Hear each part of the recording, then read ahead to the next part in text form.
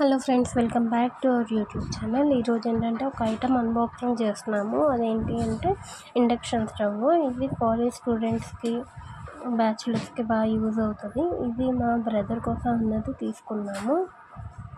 ఈ స్టవ్ అన్నది ఎలా యూజ్ అవుతుంది, దీని ఫీచర్స్ ఏంటి అన్నదంతా పూర్తిగా చెప్తున్నాను.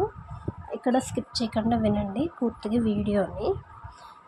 ఓపెన్ చేశాక కనెక్ట్ చేసిన తర్వాత దీనిపైన ఏ గిన్నెలు సెట్ అవుతాయి, ఏ బౌల్స్ సెట్ అవుతాయి, ఫీచర్స్ ఎలా యాక్టివ్ చేయాలి అన్న చూద్దాము.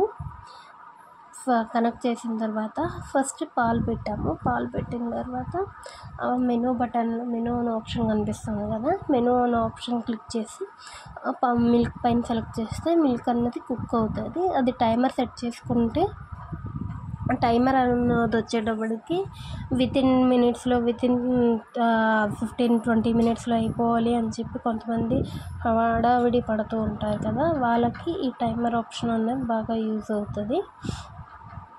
ఒక టైం అంటూ సెట్ చేసుకుని కుక్ చేసుకోవచ్చు.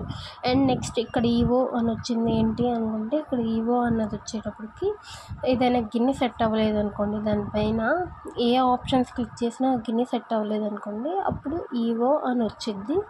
ఆప్షన్ సెట్ అవ్వలేదు ఈ గిన్నె, కాబట్టి చేంజ్ చేయండి అని. సో ఇక్కడ పాజ్ అని బటన్ వచ్చింది కదా, ఈ పాజ్ బటన్ వచ్చేటప్పటికి ఇప్పుడు ఏదైనా పోపు వేసేటప్పుడు ఐటమ్స్ తీసి పెట్టుకున్న కొన్ని ఎండుమిర్చి, ఇంగువ ఒక్కొక్కసారి కనిపించవు కదా, అలాంటప్పుడు వేగుతూ ఉన్నప్పుడు పాజ్ అని బటన్ నొక్కితే అవి కనిపించాక మళ్ళీ పాజ్ యాక్టివ్లోకి పెడితే వేసుకోవచ్చు కర్రీ అది చేసుకునేటప్పుడు, అందుకు యూజ్ అవుతుంది.